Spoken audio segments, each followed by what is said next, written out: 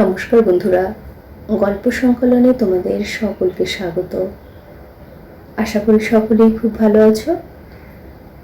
আমার আজকের গল্প অনাচার, লিখেছেন আশাপূর্ণা দেবী। শুরু করছি গল্প অনাচার। সুভাষ কাকিমার নামে একেবারে ছিছিকার পড়ে গেল। মেয়ে মানুষ যে এত বড় কঠিন প্রাণ হতে পারে এ যেন ধারণার অতীত। মেয়ে মানুষ কেন, কোনো মানুষের পক্ষে কি সম্ভব? যে কঠোর কাজ মানুষের পক্ষেই অসম্ভব, তেমন কাজ যদি কোনো মেয়ে মানুষে অম্লান বদনে করতে পারে, তাহলে তাকে লোকে কি না বলবে, কতটুকুই বা বলতে পারবে। আমার নিজের কাকিমা আর মা বাড়ি এসে দালানে পা ছড়িয়ে বসে পড়লেন। বোধহয় মনের ওপর কত বড় একটা ধাক্কা সামলাতে। সুভাষ কাকিমারা আমাদের জ্ঞাতি নয়, কাজেই অশৌচের বালাই নেই। তাছাড়া মৃত্যু বাড়ি থেকে ফিরে সধবা মানুষের নাকি তক্ষুনি স্নান করতে নেই, তাই মা কাকিমা কাপড় ছেড়ে বসেছেন। পিসিমা একেবারে ঘাট থেকে একটা ডুব দিয়ে ফিরলেন। উঠানে দাঁড়িয়ে ভিজে ধানের আঁচলটা নিংড়ে নিংড়ে সেই নিংড়ানো জলটুকু দিয়ে পা ধুয়ে দালানে উঠে পিসিমা চাচা ছোলা মাজা ঘষা গলায় বলে উঠলেন, যাক, এতদিনে গিরিল ঘোর হাড় কখানা জুড়ল। আহা, আজন্ম দুঃখী। রোগে শোকে জর্জর দেহখানা টিকে ছিল শুধু পরমায়ু ফুরোয়নি বলে, নইলে মরেই তো ছিলেন। আলনা থেকে শুকনো মটকার ধানখানা পেরে নিয়ে পড়ে মার কাছাকাছি বসে পড়ে ধানের আঁচলখানা দিয়েই ন্যাড়া মাথাটা ঘষে ঘষে মুছতে লাগলেন পিসিমা। মা নিঃশ্বাস ফেলে বললেন, মানুষ জন্ম হয়ে পর্যন্ত এমন সর্বনেশে কথা কখনো শুনিনি ঠাকুরজি। তুমি তো সেদিনের মেয়ে বউ, তুমি শোনোনি সে কিছু মস্ত কথা নয়, জগতের কেউ কখনো শুনেছে? কাকিমা বললেন, আমি শুধু ভাবছি পারল কি করে? প্রাণ ছিঁড়ে পড়ল না, একদিন নয়, 8 দিন নয়, 6-7 মাস এই দুরন্ত সংবাদ চেপে রেখে স্থির থাকা, উফ, ভাবাই যায় না। পাষাণে তৈরি বুক, বললেন মা। পিসিমা বললেন, ওগো, কার ভেতরে কি থাকে সে শুধু সময় এলেই ধরা পড়ে। সুভাষ ছোড়া যখন ছিল তখন মনে হতো বুঝি এমন ভালোবাসাবাসি আর জগতে নেই। তারপর ছোড়া হঠাৎ চলেই বা গেল কেন, তাই বাকে বলবে। আমার মনে নিচ্ছে বউয়ের ভেতরের অন্নগুণ টের পেয়েই সুভাষ মনের ঘেন্নায় চলে গেছিল। জানি এর সমালোচনার আগুন সহজে নিভবে না। মানুষকে ধিক্কার দেবার যত রকম ভাষা আছে সব এরা একে একে ব্যবহার করবেন, শেষ পর্যন্ত সংসারের কাজের তাড়ায় যদি ওঠেন। চুপচাপ খানিক শুয়ে অবেলায় অন্যমনাভাবে বেরিয়ে পড়লাম। আজ রবিবার, রাত্রে ট্রেনেই কলকাতায় ফেরার কথা, কিন্তু কিছুতেই যেন ইচ্ছে হলো না। সারা দিন সুভাষ কাকিমার সম্বন্ধে আলোচনা শুনতে শুনতেই বোধ করি এত ক্লান্ত হয়ে পড়েছি। নিস্তরঙ্গ গ্রাম্য জীবন, সামান্য একটু আলোচনার বস্তু পেলে এরা আষ্টে পৃষ্ঠে তার সদ্ব্যবহার না করে ছাড়ে না। সে জায়গায় এত বড় একটা সাংঘাতিক ব্যাপার। এরপর সুভাষ কাকিমাকে কোন প্রায়শ্চিত্তে শুদ্ধ হতে হবে কে জানে। আচ্ছা, সুভাষ কাকিমা কি কোনো গর্হিত অপরাধ করেছেন, নাকি কুলধর্ম নষ্ট করেছেন, না সামাজিক কোনো অনাচার করেছেন? কি যে করেছেন সে কথা বলা বড় শক্ত। যা করেছেন সে কাজ বোধহয় কেউ কখনো করেনি, তাই সে অপরাধের প্রায়শ্চিত্ত সম্বন্ধে কোনো আলোচনা এখনো হয়নি। ফিরতি পথে দেখি দীনেশ রায়ের বৈঠকখানার উঁচু রোয়াকে বসে কতজন মিলে ওই আলোচনাই চালাচ্ছে। রোয়াকের সিঁড়িতে 3-4টে হ্যারিকেন লণ্ঠন নিবু নিবু অবস্থায় কমিয়ে বসানো আছে। অন্ধকারে ঠিক চেনা কাউকেই যাচ্ছে না। শুক্লপক্ষে কেরোসিন খরচের দরকার বড় হয় না। রাত বিরেতে পথ হাঁটতে একটা লাঠি ঠকঠকি যথেষ্ট। কিন্তু আজকের কথা স্বতন্ত্র। আজ গ্রামে একটা মৃত্যু ঘটে গেছে। আজ সন্ধ্যার পর থেকে পথে বেরোতে হাতে একটু আগুনের ছোঁয়া থাকা ভালো। গ্রামের লোকের অন্ধকারে চোখে মানিক জ্বলে। আমাকে দেখে দীনেশ রায় হাঁক দিলেন, কে যাচ্ছে ওখানে? মনতোষ নাকি? বাধ্য হয়ে এগিয়ে এলাম। দীনেশ রায় বললেন, আজকের দিনে একটা লণ্ঠন নিয়ে বেরোয়নি কেন বাবাজি? বললাম, বিকেলে বেরিয়েছি। আচ্ছা, বসো একটু। এই সুরেন্দা তো তোমাদের দৌড় দিয়েই যাবেন, একসঙ্গে যেও। আলো ধরে দাঁড়িয়ে দেবেন এখন। দরকার হবে না বলে চলে যাচ্ছিলাম, কিন্তু যেতে দিচ্ছে কে? দীনেশ রায় উদার কণ্ঠে বলে উঠলেন, তোমার দরকার নেই, আমার দরকার আছে। আমি তোমায় একা আধারে ছেড়ে দিতে পারি না। এসো এসো। তারপর আজ ফিরবে না বুঝি? আগে না, কাল যাব। কাল ছুটি আছে নাকি? না, ছুটি কিসের? তবে জানি উত্তর দেবার স্পষ্ট অনিচ্ছা দেখেও এরা প্রশ্ন করতে ছাড়বেন না, এই এদের বিশেষত্ব। বললাম, এমনি গেলাম না, আজ ভালো লাগলো না। দীনেশ রায় একটু উচ্চাঙ্গের হাসি হেসে বললেন, হো, ভালো আর লাগবে কোথা থেকে? দেখে শুনে তাজ্জব বলে গেছো একেবারে, কি বলো? সুভাষের স্ত্রীর কীর্তিকলাপ শুনলে তো? শুনলাম। বলি, তোমরা তো কলকাতায় থাকো হে, অনেক রকম কেতা দেখা অভ্যেস। এমন কেতা দেখেছ সেখানে? বিনীতভাবে বললাম, আগে না। সুরেন সরকার গলা ঝেড়ে বললেন, সাফাই শুনলে তো? বলে কিনা বুড়ো মানুষটার মনে দাগা লাগবে বলে, তাই শ্বশুরের জন্যে প্রাণ ফেটে মরে যাচ্ছিলেন। ছেলে ভোলানো আর বলে কাকে? বলি, তুই পারলি কি করে তাই বল। অসৎ মেয়েদের রীতির কথা ছেড়ে দাও সুরেন্দা, তারা কি পারে আর না পারে খবরটার বুড়োর কানে উঠলেই তো মাছ খাওয়া শাড়ি পরা ঘুচে যেত। মাথার মধ্যে হঠাৎ একটা যন্ত্রণা বোধ করলাম। বললাম, আচ্ছা কাকা, আমি চলি। আধারেই চললে? হ্যাঁ। নেমে পড়লাম। দীনেশ রায় চেঁচিয়ে উঠলেন, বলি, পৈতে গাছাটা গলায় আছে তো হে, নাকি কলকাতার ফ্যাশনে ধোবার বাড়ি পাঠিয়ে দিয়েছ? গাছতলা দিয়ে যাওয়া, মানো না তো কিছু। মৃত আত্মা 3 দিন 3 রাত জায়গা ছেড়ে নড়তে চায় না, ঘুরে বেড়ায়, বুঝলে? গাছতলা দিয়ে যেতে যেতে আবার বাড়ির বিপরীত দিকে ঘুরলাম। মৃত আত্মা জায়গা ছেড়ে না নড়ে যদি 3 দিন ধরে সেইখানেই ঘুরে মরে, তাহলে গিরিন ঠাকুরদার আত্মাও নিশ্চয়ই কাছে পিঠে কোথাও ঘুরছে, এসব ঘটনা টের পাচ্ছে, এসব আলোচনা শুনতে পাচ্ছে। কি হচ্ছে সে আত্মা?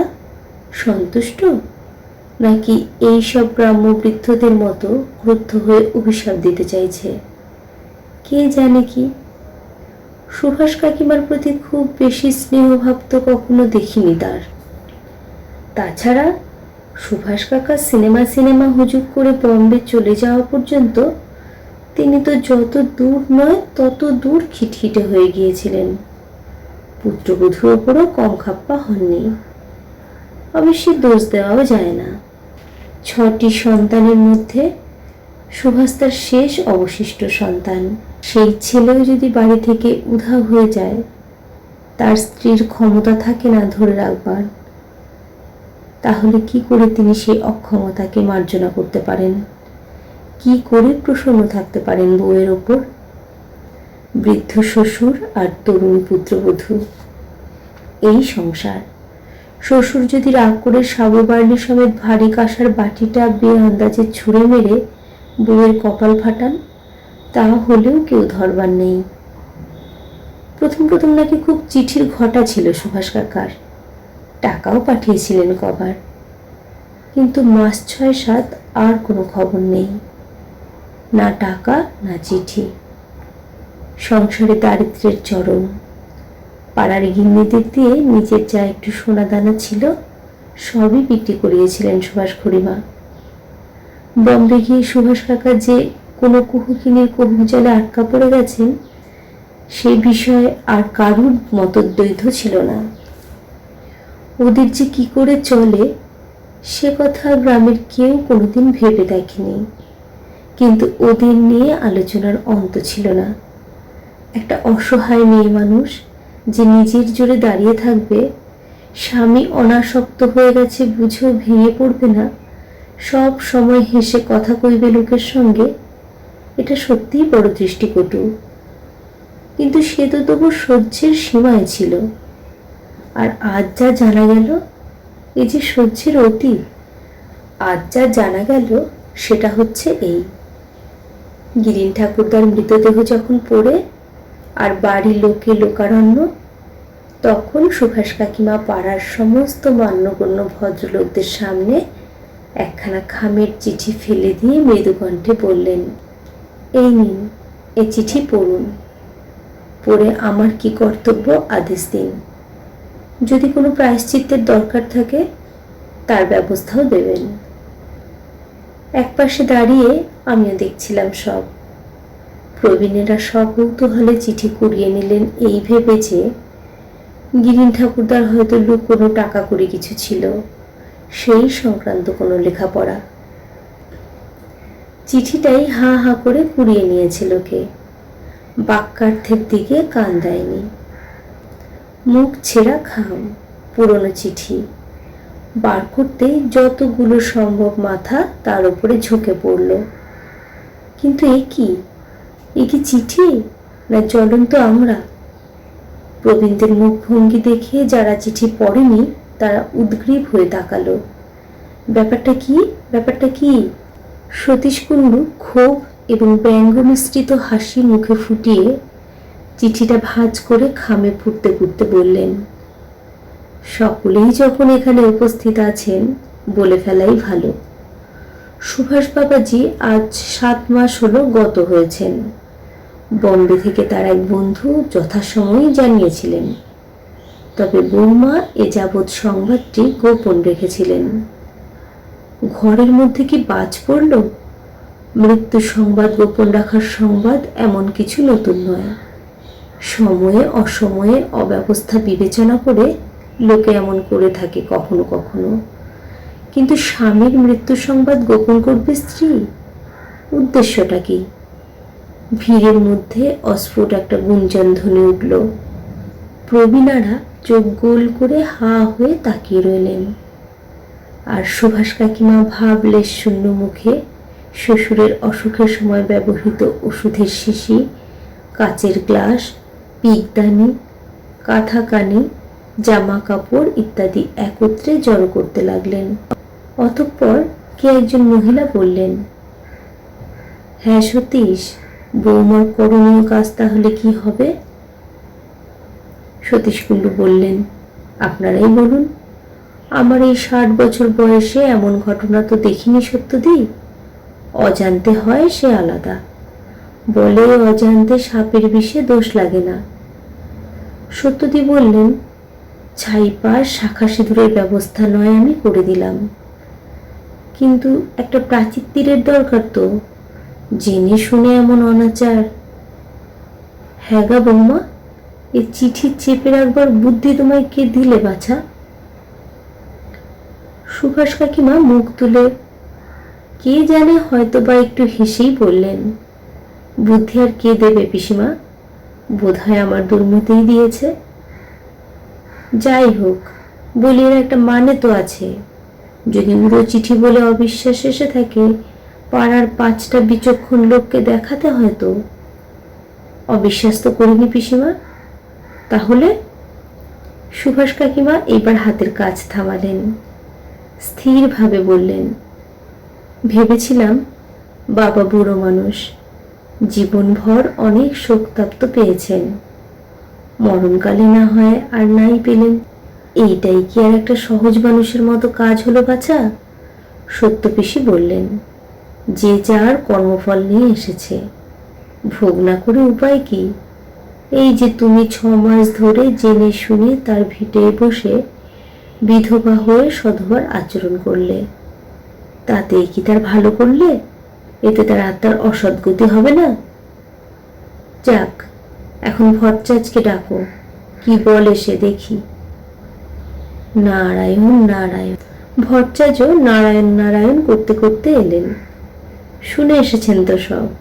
তিনি বিধান দিলেন, যেহেতু গিরিন ঠাকুরদার শ্বশুর, সেই হেতু তার শেষকৃত্যের সঙ্গে সঙ্গে পুত্রবধূর বৈধব্যসাজ গ্রহণ দৃষ্টিকটু। অতএব মৃত্যুর দেহ বার করার আগেই সুভাষ কাকিমার শেষকৃত্য করে দেওয়া হোক। সুভাষ কাকিমা বললেন, আমার সঙ্গে কি আপনারা কেউ যাবেন পিসিমা, না আমি একা গেলে চলবে? সত্য পিসি গম্ভীর বদনে বললেন, তোমার অবশ্যই কোনো সাহায্যের দরকার নেই দেখছি, তবে আমার তো একটা কর্তব্য আছে। সেই 18 বছর বয়স থেকে এই কাজে চুল পাকালাম। নাও চলো। থাক থাক, গামছা কাপড় কিছু নেবার দরকার নেই। নাও দিনেশ, তোমরা ততক্ষণে এদিকের গোছগাছ করো। এত বড় একটা কাণ্ডে সুভাষ কাকিমা তাকে কাঁদবার কোনো সুযোগই দিলেন না দেখে বোধহয় চটে গেলেন সত্য পিসি। এসব হলো সকালের কথা, রবিবার বলেই আমি ছিলাম। এখন বাড়ির বিপরীত মুখে চলতে চলতে কোনো আত্মার দ্বারা চালিত হয়ে কে জানে গেলাম গিরিন ঠাকুরদারই বাড়িতে। রাত হয়ে গেছে, সে কথা আগে খেয়াল হয়নি। খেয়াল হলো সুভাষ কাকিমার দরজায় এসে। ইতস্তত করে চলেই আসছিলাম, হঠাৎ দেখলাম পঞ্চাকুলুর ছোট মেয়েটা বেরিয়ে এসে বলল, দাদাবাবু এসে ফিরে যাচ্ছেন যে? কাকিমা শুধালো, কিছু দরকার আছে? বললাম, না, এমনি দেখতে এসেছিলাম। তুই এখানে রাত্রিরে থাকবি বুঝি? হ্যাঁ দাদাবাবু, মা পেইঠে দিল, বললে বুড়ো তো মরল, বামুন দিদি একা থাকবে, নন্দী তুই যা, আত্মিকটুকু থাকবে। পাড়ার আর কেউ নেই? না তো। কথার মাঝখানে সুভাষ কাকিমা বেরিয়ে এলেন। জ্যোৎস্নার আবছা আলোয় সাজসজ্জার পরিবর্তন বিশেষ কিছু বোঝা যাচ্ছে না, তাই রক্ষে। সুভাষ কাকিমা আমার চাইতে বয়সে বড় নয়, নিজের কাকিও নয়, তাই প্রণাম কখনো করিনি। অতএব নজৌ নতস্থভাবে দাঁড়িয়ে রইলাম। বললেন, মনতোষনা, এমন সময় এদিকে? ভাবলাম আপনার একটা খবর। এসেছ তো ভালোই হয়েছে ভাই, বলেই থামলেন। সামান্য একটু হেসে বললেন, ভাই বলেই বলছি, কিছু মনে করো না। বাবা বাছা করে বলতে পারি না। বলছি, গ্রামে আর কাউকে বলতে পারিনি, তোমায় বলছি। তোমার কাকার তো পারলৌকিক কাজের কিছু হয়নি? এতদিন পরে কিছু হয় কিনা, কিংবা কি হয়, তোমাদের কলকাতার কালীঘাটের কোনো পণ্ডিতকে জিজ্ঞেস করতে পারো। বললাম, আচ্ছা। আর শোনো, ওই সঙ্গে আমার কোনো প্রায়শ্চিত্তের ব্যবস্থা যদি দেন। আমি ক্রুদ্ধ স্বরেই বললাম, কেন, আপনার আবার প্রায়শ্চিত্ত কিসে? মস্ত একটা পাপ তো করলাম এতদিন ধরে। বিধবা হয়ে জেনে শুনে সে খবর চেপে রেখে সধবার আচরণ করা। হিন্দু ধর্ম কি এতটা অনাচারের ভার সইতে পারবে? আমি গম্ভীরভাবে প্রশ্ন করলাম, পাপ বলে নিজে স্বীকার করেন আপনি? করেছি বই কি ভাই, হাজার হোক হিন্দুরই মেয়ে তো। কিন্তু সঙ্গে সঙ্গে পুণ্যের লোভটাও মস্ত হয়ে উঠেছিল।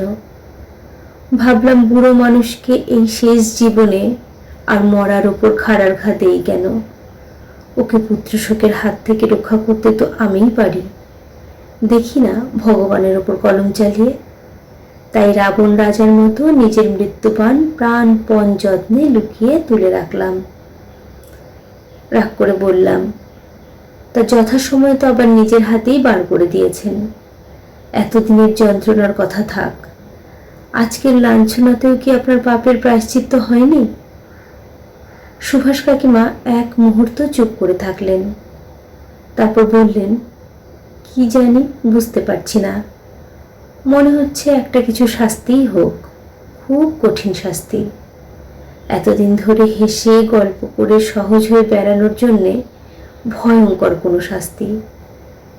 অজান্তে সাপের বিষ খেলে দোষ হয় না জানি, কিন্তু জেনে বুঝে সে বিষ হজম করলে তার জন্য শক্ত বিধান শাস্ত্রে নেই? উত্তর জোগাচ্ছিল না। হঠাৎ 12 বছরের নন্দী চৈতন্য করিয়ে দিল, দাদাবাবু, এবার ঘরে যাও। গা ঘরের লোক তো ভালো নয়, কোথায় আনাজ কানাজ দিয়ে দেখবে আর কুচ্ছো রটাবে। আধ হয়েছে তো। কথাটা বড় নিদারুণ সত্যি। লজ্জায় লাল হয়ে উঠলেও এক কথায় উল্টো মুখ ধরতে পারাও শক্ত। তাই বললাম, একটা কথা শুধু জিজ্ঞেস করবো কাকিমা, গিরিন ঠাকুরদা আপনার সঙ্গে যা ব্যবহার করতেন সে তো কারুর অবিদিত নেই, অথচ তার জন্যে। এটা কি একটা কথা হলো মনোদোষ? কাকিমা হেসে ফেললেন। উনি রাগের মাথায় যখন তখন আমার মাথা লক্ষ্য করে লাঠি নিয়ে তেড়ে আসতেন বলে আমি জেনে বুঝে ওর মাথায় লাঠি বসানোর ভারটা নেব? কিন্তু লোকে কি এর মর্ম বুঝল? লোকের বোঝাটাই তো শেষ কথা নয় ভাই। আচ্ছা, আর একটি শেষ কথা, কিছুতেই এ সন্দেহকে দূর করতে পারছি না। ভাবছি কি করে পারলেন। সুভাষ কাকিমা এবারেও একটু চুপ করে থাকলেন, তারপর বললেন, সেটা আমি নিজেও বুঝতে পারি না মনোদোষ, কি করে পারলাম। শেষ হলো গল্প অনাচার। গল্প পাঠ ভালো লেগে থাকলে চ্যানেলটিকে একটি লাইক করো, সাবস্ক্রাইব করে পাশে থেকো। সকলেই সুস্থ থেকো, ভালো থেকো। অনেক ধন্যবাদ।